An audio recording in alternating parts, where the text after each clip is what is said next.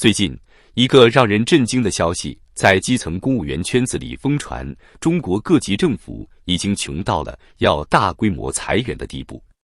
这事儿有多严重呢？我给大家算个账，就湖南邵东一个小县城，裁了300多个编外人员，号称节省了2000多万元。全国有2800多个县区，如果都这么搞，直接就会让100多万编外人员失业，一年能给政府省下2000多亿。我们先来看看湖南邵东市是怎么裁员的。据报道，这个县级市不仅清退了300多个编外人员，还把172个议事协调机构砍到只剩20个，精简了 88.4%。大刀阔斧啊，连乡村振兴局都并到农业农村局里去了，水政、劳动保障等3个部门直接撤销。这可不是闹着玩的。最近各地清退编外人员的数据触目惊心。湖南永州市宁远县一次性清退637人，号称节省财政支出1460万。湖南常德市临澧县清退163人，省下200万。湖北十堰市更是一口气清退326人，省了1500万。更绝的是山东，干脆把事业单位直接改制成企业，员工的编制一笔勾销，连补偿都免了。大家算算这个比例，邵东300人省2000万，平均一个人要6.7万；宁远637人省1460万，一个人才2.3万；临澧163人省200万，一个人1.2万。这说明什么？说明这些数字根本对不上，要么是他们报的人数有水分，要么就是省下的钱有猫腻。更让人心惊的是，十堰市67家主管部门，177家单位就有编外人员3400人。按这个比例，全国31个省、330多个地级市、2800多个县区，保守估计至少有100万编外人员。这么多人，说裁就裁，连一点补偿都没有，这不是在玩人命吗？但编外人员的惨状还不是最惨的。知道现在地方财政有多穷吗？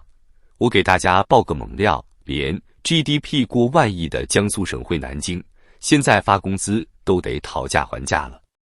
去年还在喊保6争8，意思是保证发6个月工资，争取发8个月。今年直接改成保3争6了，就是说只能保证发3个月工资，能发到6个月就烧高香了。南京某区的公务员和事业单位已经好几个月没发工资了。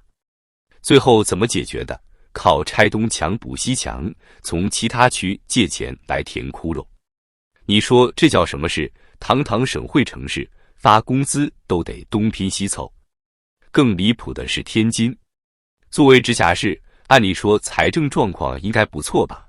结果呢，公交集团的员工工资拖欠好几个月不说，有些部门居然要跑去当地寺庙借钱发工资，找和尚借钱，这画面是不是太美了？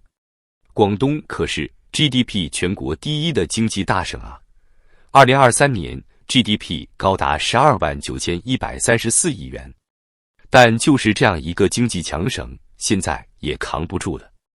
知道他们多狠吗？直接把退休人员的工资砍掉1/3。这帮老同志辛辛苦苦工作一辈子，到头来养老金说减就减，这不是在要命吗？为什么会穷到这个地步？我给大家分析3个原因。第一，疫情3年把地方财政彻底掏空了。光是核酸检测这一项，据国家审计署统计，2022年全国就花了1890亿元，这还不算防疫人员工资、方舱医院建设等支出。据专家估算，3年疫情至少花掉了各地财政3万亿。第二，房地产暴雷导致土地财政断崖式下跌。2023年全国土地出让金收入同比下降 25.3%， 降到了 5.6万亿元。按这个趋势，今年能有4万亿就不错了。地方政府主要收入来源没了，不穷才怪。第三，税收持续下滑。2023年全国一般公共预算收入21.3万亿，同比仅增长 1.5%， 创下1991年以来的最低增速。但支出呢？全国一般公共预算支出 26.9 万亿，增长 5.4%， 收支缺口高达 5.6 万亿，创历史新高。知道地方政府多缺钱吗？为了创收，他们想出了个损招，让公安当黑社会去要债。某省花了100亿从民生银行手里买了1000亿的烂账，然后派公安系统去收债，效果如何？不到1个月就要回来800亿，你说这事儿离谱不离谱？以前黑社会要债还得躲着点，现在可好，直接穿着制服带着警徽去要债，欠债的要是不还，分分钟就给你扣上个涉嫌经济犯罪的帽子。这招够狠吧？比黑社会还黑社会。问题是，为什么这么多人都还不起债呢？我给大家举个例子，一个普通科级公务员，现在每月工资才5000多，边远山区教师的补贴300-400块钱都给停了。你说老百姓工资这么低，物价却节节攀升，房贷、车贷、教育贷款压得喘不过气，他们拿什么还债？有朋友说，股市不是涨得挺好的吗？但大家想过没有，这些钱从哪来的？人民银行的印钞机都快冒烟了。今年1季度 M2 同比增长 9.5%， 这意味着什么？意味着超发的货币正在稀释中国人手里的每一分钱。说句不好听的，中国现在这个样子，跟崇祯年间还真有点像。上头喊着要保经济增长，下面的官员就只顾着完成任务，根本不管百姓死活。看看最近这些乱象，编外人员被大规模裁员，连公务员的工资都发不出来了，退休老人的养老金硬生生被砍掉1/3，公安干脆变身讨债公司，人民银行的印钞机疯狂运转，而老百姓却是债台高筑，苦不堪言。这一系列迹象都在表明，中国经济已经到了一个极其危险的境地。这种情况能持续多久？我觉得明年的情况可能会更糟，因为地方政府的债务明年集中到期，光是城投债就有9万亿要还。你说他们拿什么还？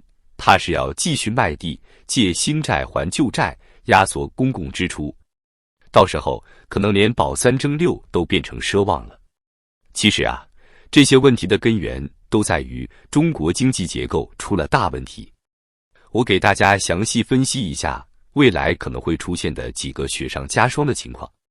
第一，房地产危机还远没到底。统计数据显示，2023年全国还有7亿平方米的商品房库存，按照100平方米一套来算，就是700万套房子。但是现在的销售速度呢，比2023年又下降了 25%。按这个趋势，清完库存至少需要5-6年时间。期间会发生什么？开发商继续破产，银行坏账继续增加，地方政府土地收入继续萎缩，这是一个恶性循环。第二，人口问题正在加速恶化。2023年中国出生人口只有902万，死亡人口却高达111万，人口自然增长率负 0.15%。人口越来越少，消费就会越来越差。看看现在的商场，特别是3、4线城市，很多店铺都关门了。没有消费，企业就没有利润，没有利润就发不出工资，发不出工资，消费就更差，又是一个恶性循环。第三，也是最严重的，就是地方债务问题。据国际货币基金组织估算，中国地方政府的隐性债务已经超过了60万亿，相当于 GDP 的1半还多。明年光是地方债到期就有 12.7 万亿要还，加上城投债的9万亿，总共将近22万亿。想想看，他们一年的财政收入也就20多万亿，这债怎么还？有人说，中央不是在救市吗？最近不是派出白衣骑士收购民营企业，又是放水救股市的吗？但问题是，这些都是治标不治本的办法。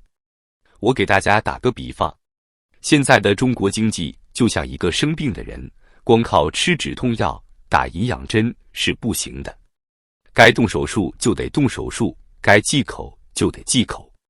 但现在呢，该改革的不改革，该缩减的不缩减，就知道印钞票。这不是在治病，这是在拖延病情，最后只会病得更重。好了，今天的节目就到这里，感谢大家的收看。让更多人看到中国的真相，请帮忙订阅、点赞、分享、转发，咱们下期再见。